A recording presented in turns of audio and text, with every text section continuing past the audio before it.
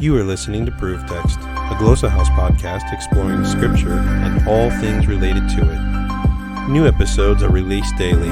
For more information, check out glossahouse.com and subscribe to our channels on Spotify and YouTube. Welcome and enjoy. Dearest, said Aslan very gently, you and your brother will never come back to Narnia. Oh, Aslan, said Edmund and Lucy both together in despairing voices. You're too old, children, said Aslan, and you must begin to come close to your own world now. It isn't Narnia, you know, sobbed Lucy. It's you. We shan't meet you there. And how can we live never meeting you? But you shall meet me, dear one, said Aslan. Are you there too, sir? Said Edmund. I am, said Aslan. But there I have another name. You must learn to know me by that name. This was the very reason why you were brought to Narnia, that by knowing me here for a little, you may know me better there. Welcome to the Christ and Classics podcast, where we discuss the classics in light of the Christ. My name is Devin Wilkins, and I'm joined with Colton Moore. Today we are diving into The Voyage of the Dawn Treader by C.S. Lewis. It is third in publication order. The real order. The real order.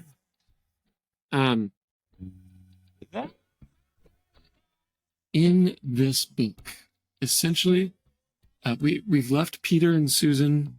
They've outgrown Narnia, and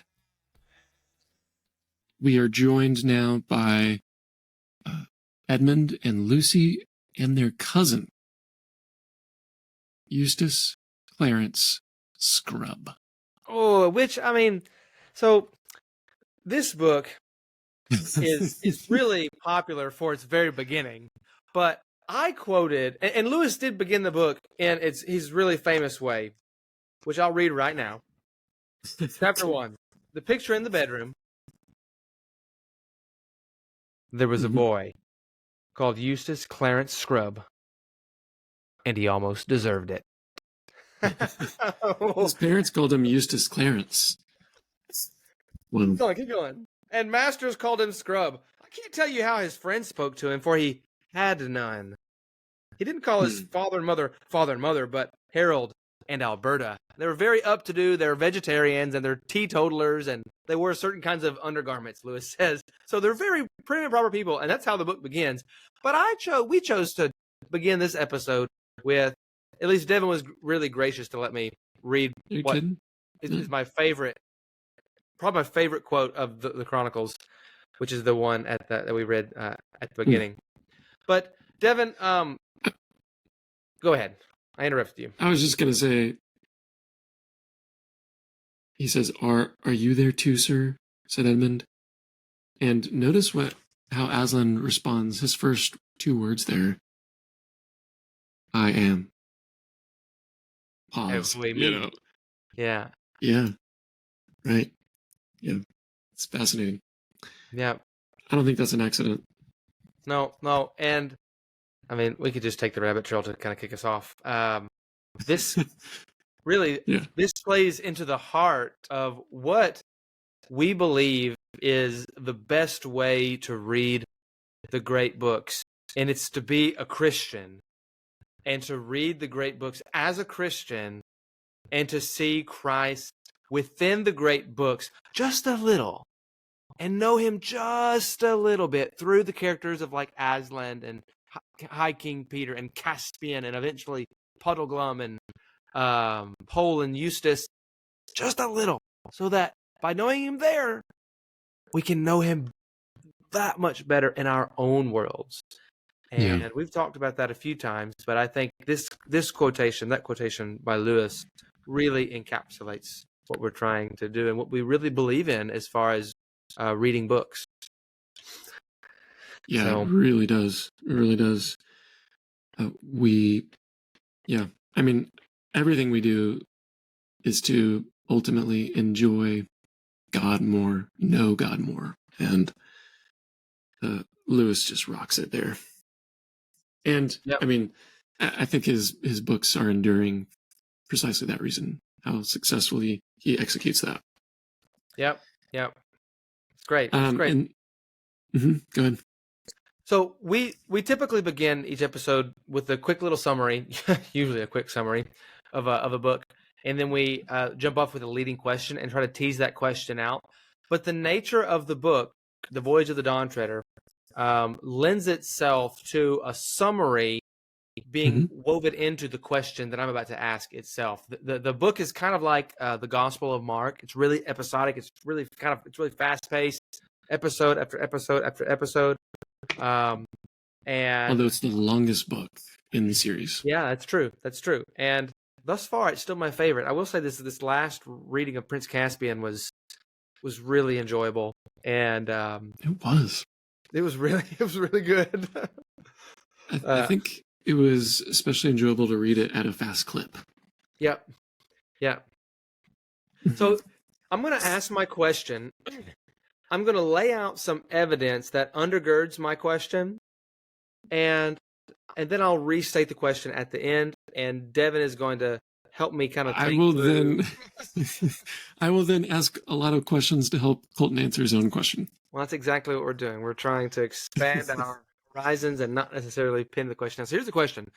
The Voyage of the Dawn Treader is very episodic in nature. It's a series of like little mini stories, as you said earlier in a phone conversation, Devin. As Eustace and Edmund and Lucy and Drinian and Caspian and the crew pass from one island to the next. Now, my question is there a common conceptual link or thread that ties all these episodes, these little mini adventures together? If so, what purpose does it serve in the book? What is Lewis communicating to us through it?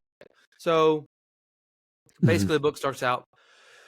Eustace, there's a boy named Eustace, and his cousins are coming to visit, and his cousins are Edmund and Lucy. Peter is studying with Professor Kurt, and Susan is going to the States with her parents. Lucy, Edmund, and Eustace get sucked into this picture in Eustace's house. And I'm not a big fan of the movies, but that was a pretty cool scene. I haven't seen it when they did that. I don't want to anyway, at this point right now. Yeah, I don't recommend them. Yeah, that's what I've heard. But you could imagine that scene. I mean, you do imagine the scene. Oh, is it kind of like Blue's Clues, where the guy's like spinning around into the picture? You know what I'm talking about? Blue's good, dude. The water comes. The water comes out of the picture and floods the room. Oh, it is pretty cool. And so they find themselves in this ocean. Being the picture is a picture of the Dawn Treader. The Dawn Treader is a ship with a dragon's head, and they find themselves in this ocean. The Dawn Treader's nearby. They're sinking. The crew of the Dawn Treader pulls them in. Turns out that the crew is Prince Caspian and his crew, Drinian, with a noble mouse named Reepy Cheep, and maybe like 20 or 30 other crew members. Now they've been set.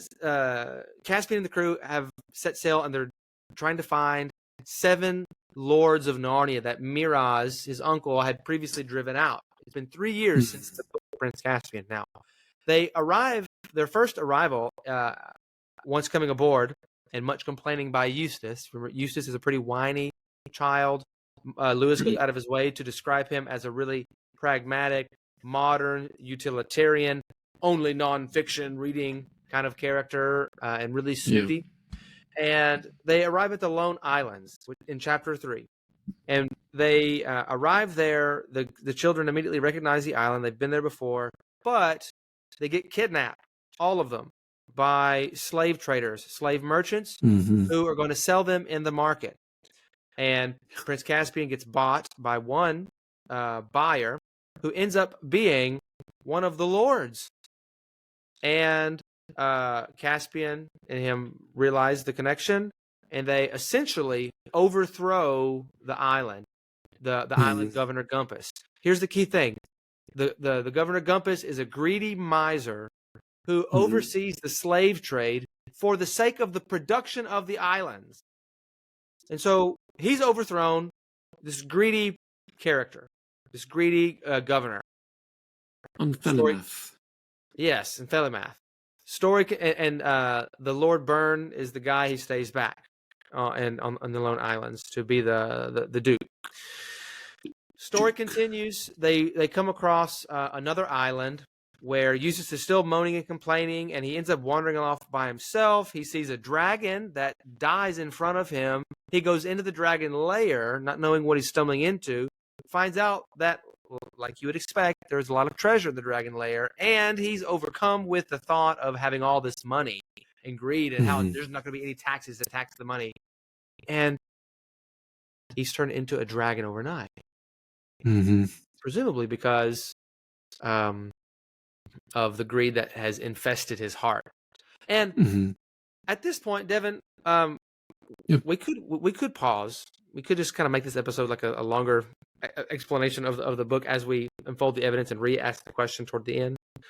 There's a beautiful scene with Eustace. He's a dragon, and he ends up making that known to the crew, and he ends up helping the crew in various ways, killing animals for them to eat, helping them with certain things, flying around, scouting, whatever.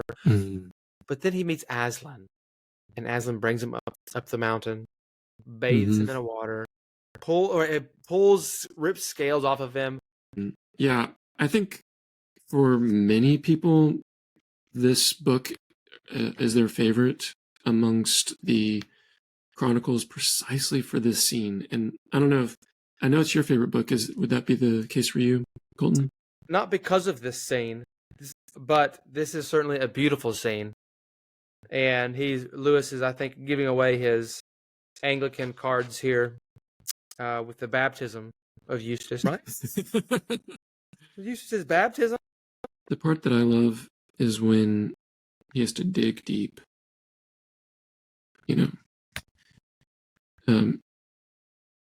His own scratching at the scales won't do it.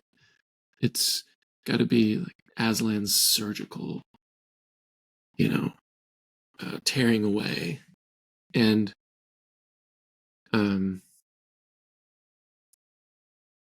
to your point, maybe it's like a very visual rendering of circumcision of the heart.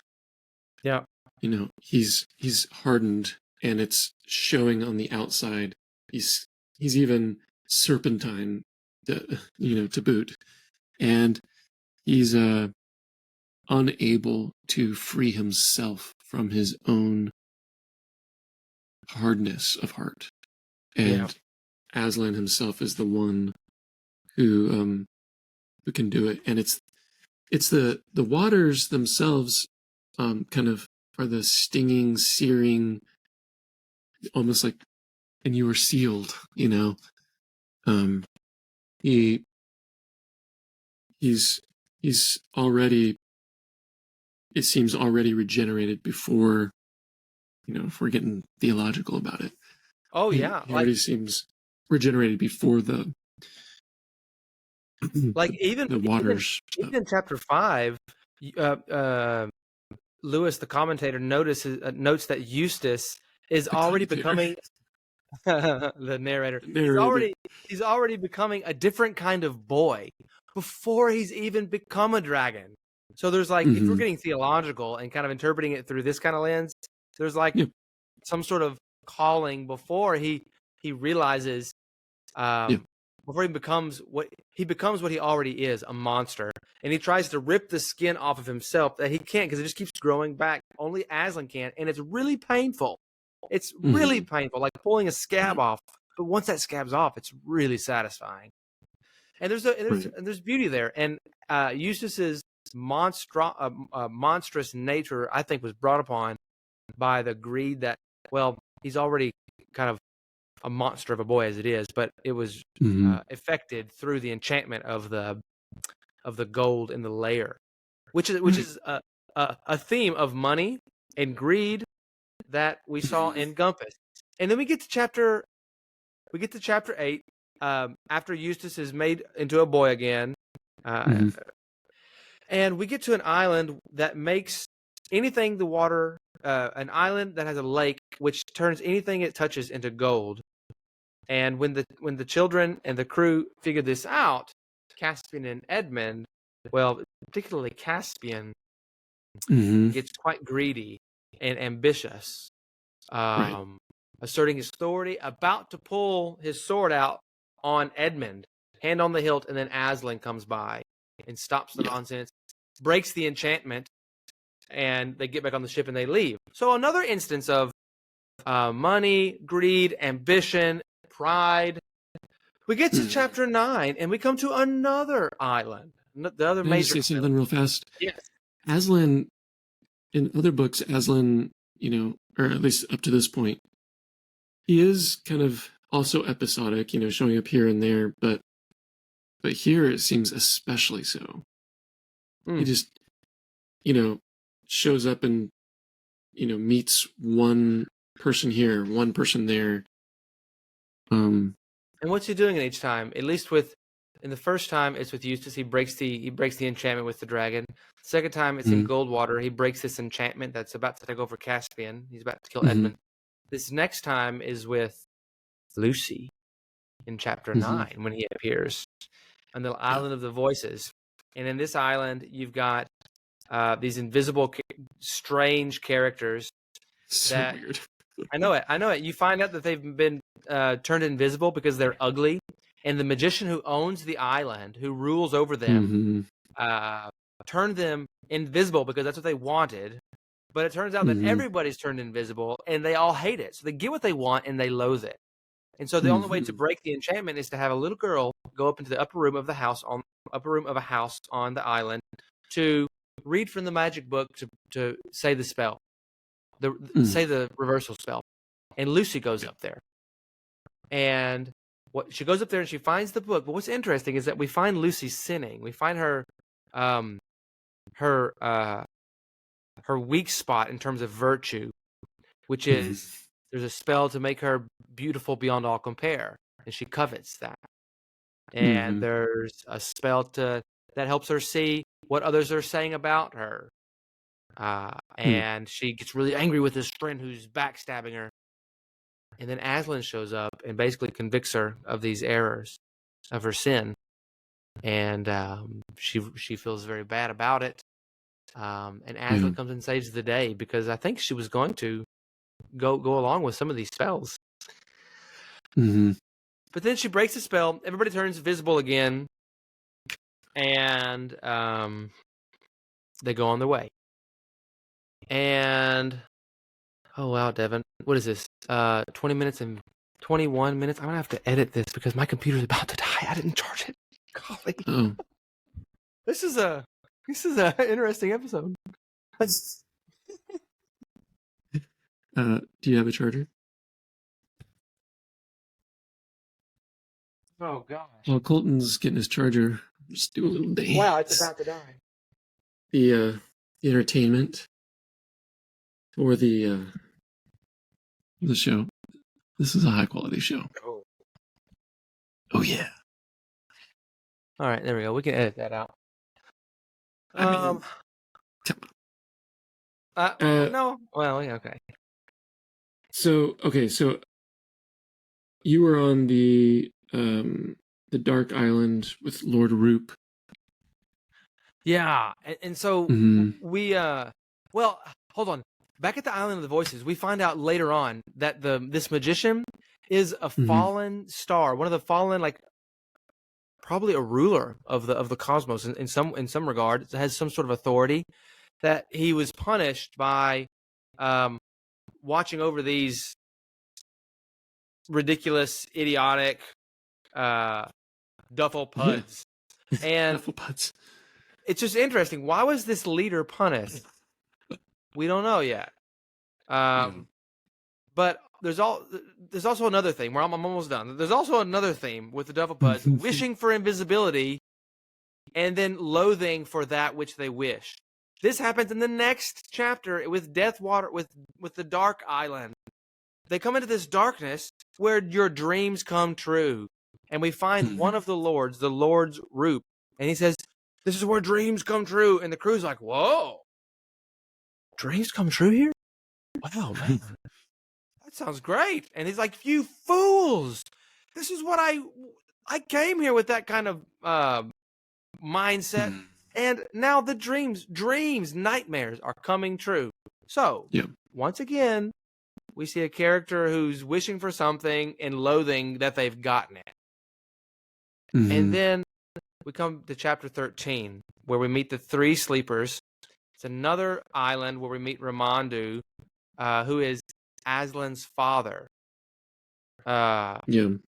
And we meet three lords there, the remaining three lords, and they're sleeping under an enchantment. And the enchantment is this, that one of the lords some years ago wanted to sail back home to Narnia.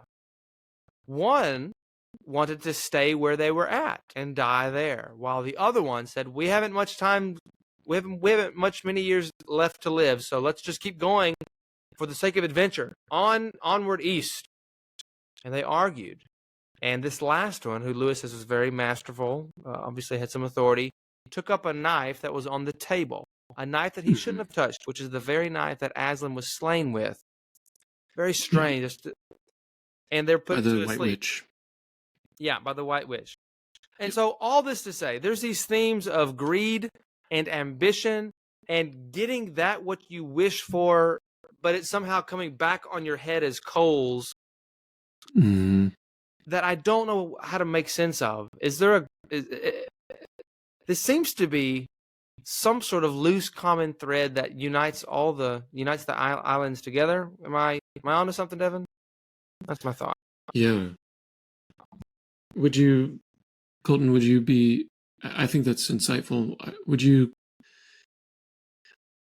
it be fair to call it covetousness that unites the islands? I wrote that in my notes. Yeah, like I think there's a general covetousness, that manifests itself in a few different ways, with money, with beauty, with power, that the folks ought not have. And if that's true, if there's a general theme of covetousness throughout these episodes, why this book? Why in the Voyage of the Dawn Treader that has so much to do with soul and light, like SOL, soul, sunlight, right? Especially as you get toward the end of the book. Yeah, when you meet the lion. Right, Lion and the Lamb. Yeah, good question. So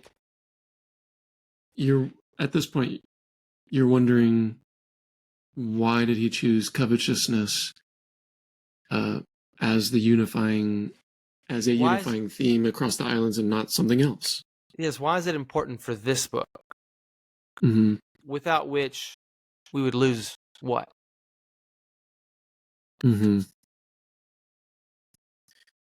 Yeah. I'm thinking whenever we get to the end of the book, when we get to the end of the story, the crew is sailing on a still ocean with the single stream pushing them eastward. And they go into the Sea of Lilies, and it's time for the sacrifice to be dropped off. The enchantment of the three sleeping lords on Ramandu's island can only be broken if they go to the very end of the world and they leave one of their crew members before sailing back. Here again, we see Caspian's covetousness, you could call it, his ambition. He wants to go. He wants to be the one to go. And albeit he's about to go until all the crew reminds him, Caspian, if you do that, you're abdicating your role as king of Narnia. Like, Narnia needs you. You have no business going to the Far East. But Reapy Cheap, who's a single man, single mouse, he's been bent on this. It's like his whole life has been looking forward to this. He goes. Yeah. But then Edmund, Lucy, and Eustace sail onto shore, where they see a lamb. And all the while, they haven't been eating. They haven't been needing really anything. They just survive off of the light, and they survive off of the ocean water that's sweet and not salty. Yeah. It's almost as if perhaps Lewis is conveying to us that, for the characters at least, what they need is the the living waters, the flowing waters of Aslan's territory. And it's not until they meet Aslan where they find food that they haven't eaten. And it's simple food, fish, broiled fish. Mm-hmm. And they eat it, and it was the most delicious fish they had ever tasted. It had to be fish because he's definitely not a fan of vegetarians. Right. Yeah. I mean, obviously there's a Christ-like connection there with Jesus on the beach cooking the fish. Yeah. But like, what's this have to do with all of the problems we've seen on all the islands, which I think we've connected it with the word covetousness, if that's true. Mm-hmm. I'm still not convinced that that's the only thing there, but I think that's at least something we can toss around. Like Go ahead. No, go ahead. I was just going to say that I may or may not be helpful, but Michael Ward, you heard of him? He says this: soul, that is sun, produces the noblest metal, gold, and is the eye and mind of the whole universe. It makes men wise and liberal, and his sphere is the heaven of theologians and philosophers. Though he is no more metallurgical than any other planet, his metallurgical operations are more often mentioned than theirs. We read in Donne's Allophonies and Idios how soils which the sun could make into gold may lie too far from the surface for his beams to take effect. Spencer's Mammon brings his hoard out to sun it. If it were already gold, he would have no motive for doing this. It is still gray. He suns it that it may become gold. Soul produces fortunate events. So that's actually Lewis. It's in Ward, but that's him quoting Lewis at length. And so at first I was thinking, consistently there is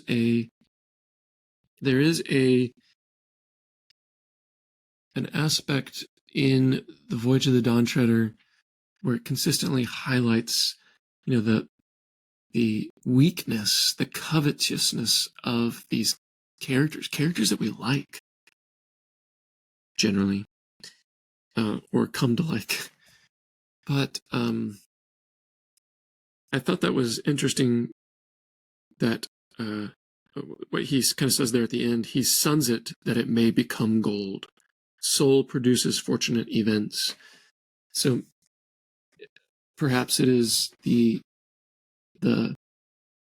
soul or the sun in the sun aspects of the book that are purifying the characters as they walk through. Is that a possibility?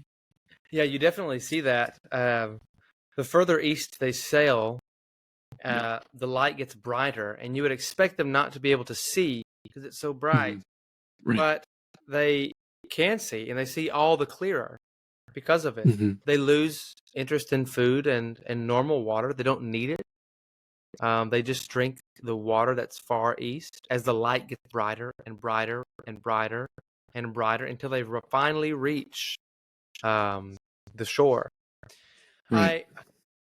What makes this my favorite so far is I think this aspect of the far eastern edge of the world as it bleeds into and you don't know where it begins or where it ends, the heavenly realm.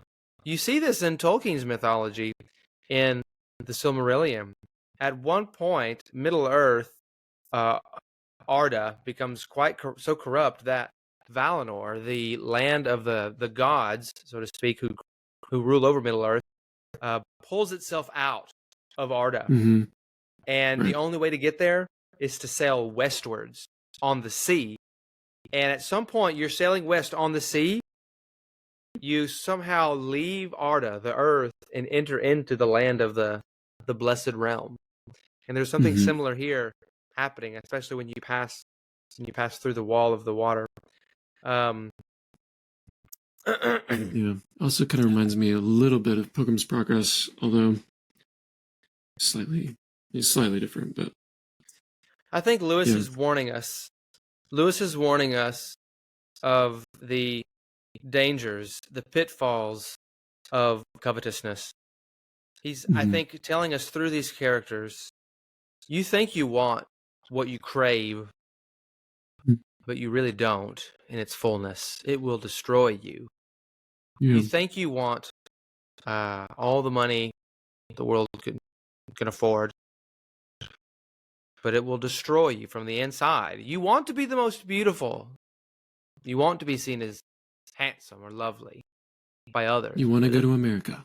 You want to go to America, Susan. Right? You want to rule a kingdom, Caspian. You want to follow your ambitions when you have other more important responsibilities at home, Narnia. Caspian, you need to go home. That's where your duty lies. And it's a beautiful way to communicate that. It's beautiful because it's an enjoyable story in itself that has a beautiful and stern warning to us as a society. Lewis is combating modern secularists, and we see that throughout. We see that preeminently so in the character, I think, of Eustace, and he's like a great picture of what not to be. But then he's a picture of what we should be, because Lewis, I think it's in like chapter 7, after he's baptized in that water and his scales are taken off and he's renewed. He says that now Eustace, by all accounts, was considerably changed. Now, he wasn't changed altogether, but it slowly took time. He had relapses, but they were fewer and further between as he progressed. And I thought that's just a wonderful picture of how God, through His Holy Spirit, makes His people holy. It's not all at once. It's a progression that slowly is refined as we sail eastward into the sun. Yeah, maybe that is. I mean, the various episodes kind of turn the diamond, maybe not the best word, but kind of our flesh, our sinful nature, and expose it to the sun's rays. And it's a piece of coal that we're turning and transforming it, to diamond. And there's something here in the Voyage of the Dawn Treader that makes, I guess it puts sanctification really on display, and in beautiful ways. Inspiring ways. Yeah, and even the name Dawn Treader, that's the name of the ship. It's treading the dawn. It's going eastward. It's sailing towards the Savior's land. Yeah. In hopes of repeat, especially in hopes of just seeing Him and living in His land. Why? Not for any practical purpose, but just to be there. Just to be there. The adventure.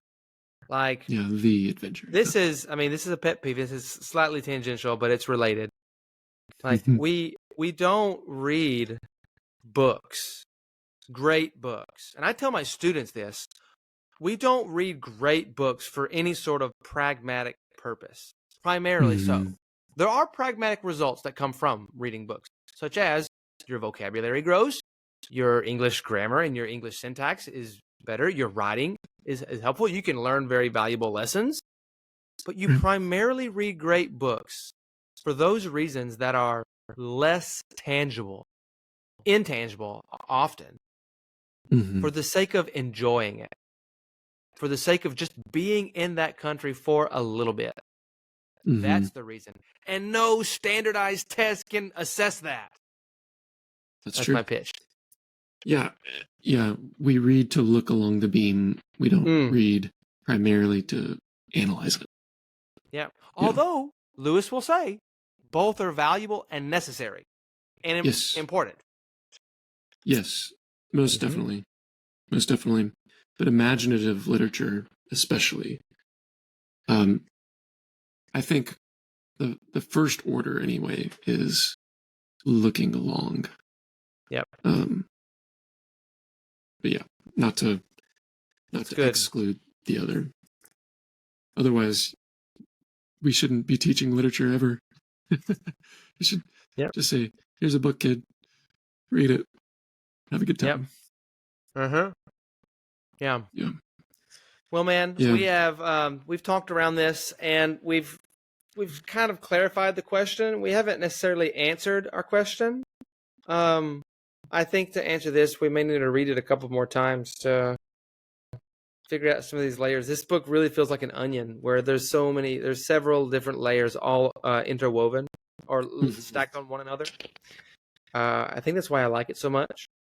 This was what my fourth time through it. So it was really good. Really good. Well, man, we will. It's good. I think where you started with is kind of where my mind is here as we end with, I brought you to Narnia that by knowing me here a little, you may know me there better. And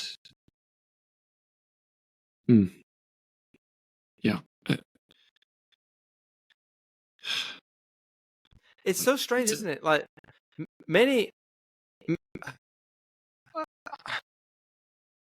I've met many Christians who would probably like balk at such an idea of like we know Christ in the scriptures alone, and we don't see Christ in another. We don't look for Christ in another book. I've heard that before, and it's like, well, actually, he's like that's the whole point of what we're trying to do. Christ in the classics, like the little Latin phrase underneath our logo, all things in him like hold together, and that's a very true statement.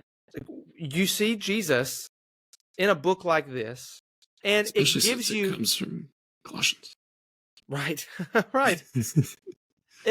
And you see him in a book like this, and it gives you a whole other language with which to speak about Jesus, other than just saying, like, instead of just saying something like, Jesus is the only one who can save us from our sins. That is true, and the Bible speaks to that and says that in manifold ways. But now we have an image, especially with children. This is why stories are great with children, because you can now say, look, little child, Jesus is like Aslan. He can only take your scales of sin off of you. You can try to scratch them off yourself, and you may strip off a layer. It's just going to grow back. But so how do you get it off for good? How do you unbecome a dragon? Well, only Aslan's got to take it from you. And that imagery comes from fictional literature. And praise the Lord, we've got Christian authors who are in tune with that and have written really profound stories throughout the centuries like that. Yeah. So. Yeah, I mean, and hence Jesus utilizes, stories. Some of his parables are stories, and others are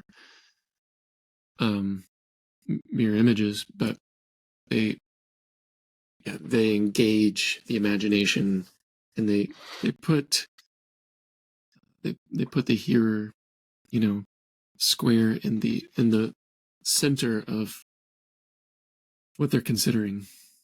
And I think Lewis is quite successful in his endeavor. Yeah, me too. Well, Devin, next week we've got your personal favorite, the silver chair. No, you like Prince Caspian, but we have a silver chair next. I think you're I love like soda jam. jar. Yep, Yeah. it's good. Luna. It's good. So we'll do that, and we'll keep pressing in through and further in to Narnia. Yes. Love it. Interested in growing your ancient language skills but not sure where to start? Glossa House can help.